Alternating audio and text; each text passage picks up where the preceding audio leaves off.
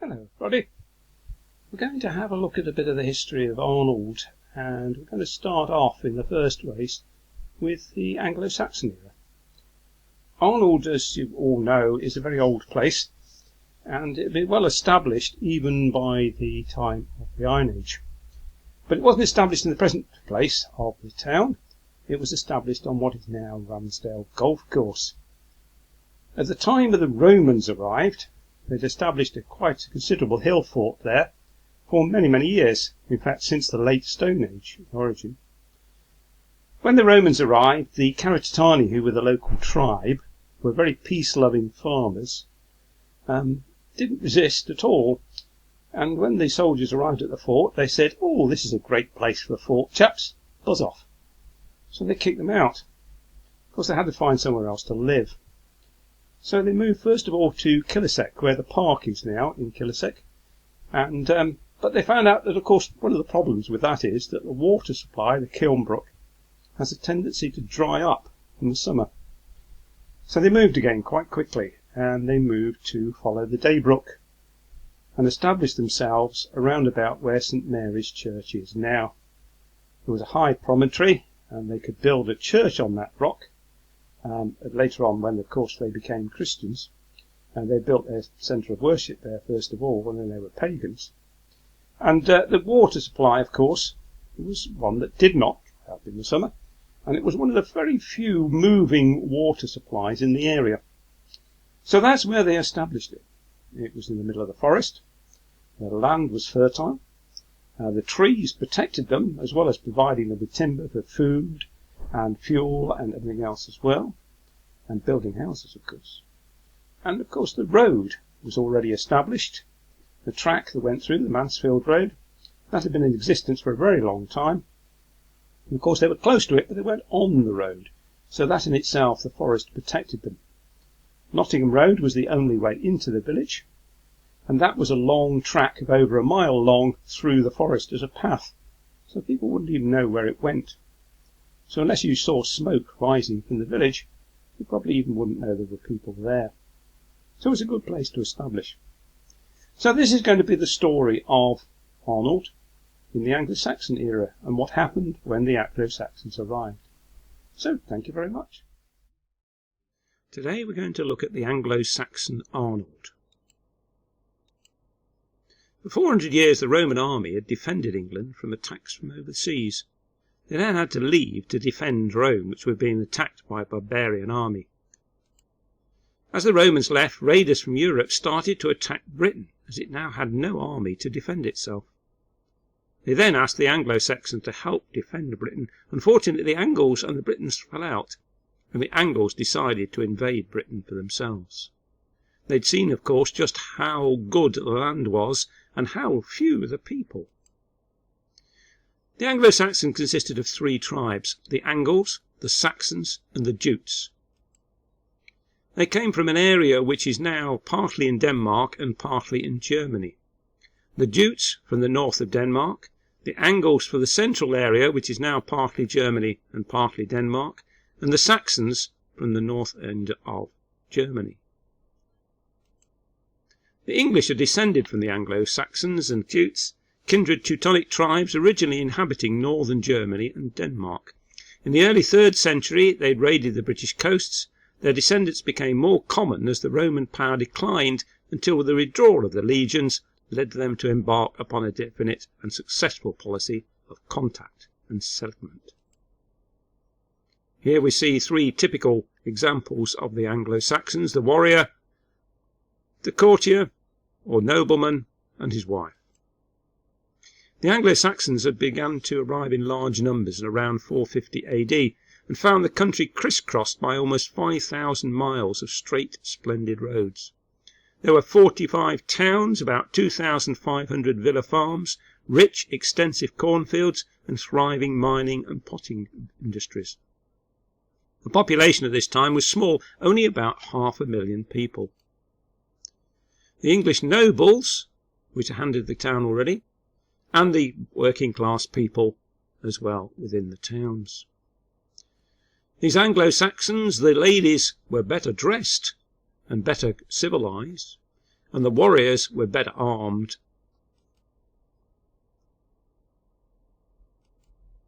When the Angles first came to Arnold, we don't know, probably around the year 600, nor do we know its name then. We may be sure that the whole district was very largely overspread, with woods being in the middle of the forest. The newcomers would find several beautiful springs arising from the west of what we now call Calverton Road, and near to the foot of the hill, one being on the top of Church Lane. The Anglo-Saxons set up many spring-line villages which offered an assured good quantity of water supply from natural springs. Arnold was one of these, built along the line of the Daybrook. It still follows this line today, but now the water is completely hidden underground with pipes. The Angles invaded and drove out the virtually defenceless Romo-British and absorbed the remnants into their settlements. In Arnold this was built around the site of the now St Mary's Church. They called their new home Ernhale. Now there are two meanings for the name Ernhale, or ones ascribed to it. The first most common one in most of the literature is one relating to eagles, place or home of the eagles. But in reality it really means place of the large birds, and of course eagles are in fact large birds. However, the Arnold area with a forest, it's very unlikely that this would be a place of eagles, since they much prefer cliffs and cliffy areas. The most likely one is the one on the right, the heron. Now England, and particularly around the Arnold area, had a large number of ponds. Two names immediately spring to mind in the names of the places: Pond Hills Lane, and of course Lee Pool, and finally of course Broadmere Lane, which was the original name of St Albans Road. These ponds would of course, in the times we are talking about, be very often stocked with fish. There were no fridges at the time, and people often ate fish, particularly on a Friday and weekends, and therefore, in order to keep them fresh, they had to put them in ponds. As we all know, for anybody who's got a goldfish pond in the garden, herons are very fond of fish, and therefore you can well understand why they would be common in the area, hence the heron-held rather than eagle-held. A typical Anglo-Saxon village, surrounded by a stout fence to keep the animals into the village and the wild animals and other intruders out, so it's defendable. So this is probably something like Arnold looked at the time, with the water supply actually running through the middle of the village. Round these springs, where Front Street is now, stands, would be a good clear ground, built cabins, chiefly of timber. From these they would cultivate small strips of land, which would be gradually extended. It's a typical house, which we see a fire virtually central, with the smoke simply escaping through the thatch of the roof, with living quarters at one end, and sleeping and otherwise quarters for the animals at the far end. When the Anglo-Saxons arrived, rural people were still living, as their long-ago Celtic ancestors had done, in small settlements and hill forts. They were mainly farmers, and in general their farming methods were much the same as they had been for hundreds of years. Life was hard for all farmers, but it was the hardest for the poorest, who had to labour unendingly all weathers. In later Anglo-Saxon times, a writer called Elfric wrote, "I go out at dawn, drive the oxen to the fields and yoke them to the plough. There's no storm so severe that I dare to hide at home for fear of my lord, but when the oxen are yoked, and the shares and the blade and the coulter the cutter have been fastened to the plough, I must plough a whole acre or more every day. I must fill the bins of the oxen with hay, water them, and carry off their dung. It is indeed great drudgery." Although farmers, they also earned herds of pigs and goats. Sheep were the most important animals they reared. From the sheep, the farmer obtained wool for clothes, milk to drink, and meat to eat. It's a typical Anglo village. This is particularly one that's been done as a reconstruction, and West Stow, well worth a visit. I've been there, and it's an excellent place. It took about 18 trees to provide enough wood to build a house. Being in the centre of the forest provided all the timber they needed. So these are some of the typical types of houses that are produced. Normally they were slightly sunken into the ground, so they were actually taller inside than they appeared on the outside. Again, these are pictures of West Stow. Another one from West Stow again. And this is the actual hall, or central house, would be from the lord of the manor, the main house in the village. And it would be the centre of village life, very much like a village hall is today. And this is the English hall. As you can see, parties and everything else were carried on. It would be the living quarters for the lord of the manor, but also a meeting place, the village pub, the local parliament, and everything else as well included. You can see the sleeping quarters down here on the actual bottom here of the area. Other than that, it was just like any of the other houses, but on a much larger scale. This is Arnold House on Church Street. It still exists, and is actually the site of the existing manor at the time. So this particular house, although this is Georgian, there has been a house on this site ever since Anglo-Saxon times, and would have been the house of the original lord of the manor. So clearing the forest for its timber also revealed good fertile soil for the growing of crops. Anglo-Saxon land was common land, owned jointly by everyone in the village or the community. Each farmer was given a number of strips of land to work, and individual farmers' scrips were scattered over both the fertile and the less fertile land. They were careful not to over-farm it or do anything else that might reduce its fertility. As you can see, here's the strips of land that have been actually outlined for the village, with the actual village there up on the right-hand side. This is a typical example. In Arnold's case, of course, the stream, the brook that's shown on this map, ran right through the middle of the village, and the actual strips of land therefore came off from this brook. This gives you an idea of some of the common land, the second arable field, third arable field and so on, which were common areas for just general grazing around the village. The word smith derives from the word smitten, to mean to smite, and as such is believed to have described not a worker in iron, but a soldier, one who smites. He had also probably wore armour, which he would have required to be repaired. This may lead to the secondary meaning. The famous Anglo-Saxon Chronicle, sometimes known as the first newspaper in the 9th century AD, it uses the expression warsmith to describe a valiant warrior. It's probably the original smiths were guards of the local lord of the manor. So there would, of course, been at least one or two of them within Arnold itself. Their settlements in what is now England became later kingdoms of Essex, Sussex and Wessex. The Saxons, East Anglia, Middle Anglia, Mercia and Northumbria, the Angles, and Kent were the Jutes. So Arnold was settled by the Angles in what became known as the Kingdom of Mercia.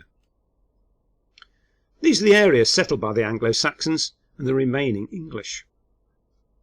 As you can see, we are smack bang in the middle of Mercia. Nottingham began as the 6th century as a small settlement called Snotter ing Ham.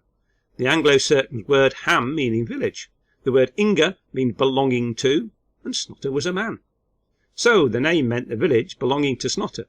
Gradually it's named to Snottingham, and just then we dropped the S, so it became Nottingham. So the picture shown gives you some idea of what it might have looked like at the time. It was inevitable that sooner or later Nottingham would grow into a town. It was the first point where the Trent could be forded, but the river is also navigable this far inland. So it was a meeting of two things, land transport and sea transport. This made it an ideal spot for trade and to control the route north. Social and cultural progress was retarded.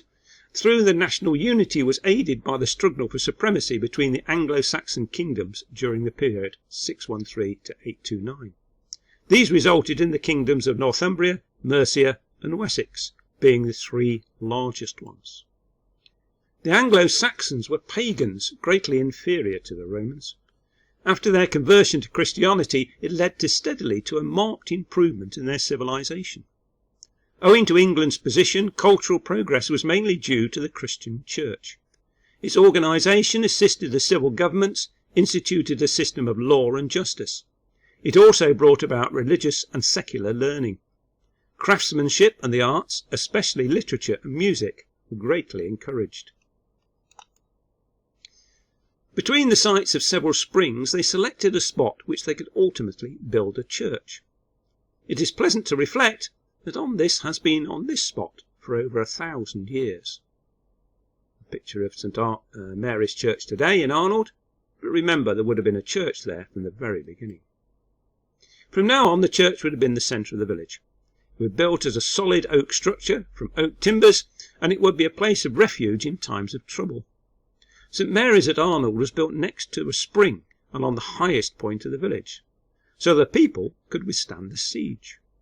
You see, it's the most solidly built building, water supply to hand, so you could drive and it's the biggest building as well, so you could drive all your animals and your people into it in times of trouble.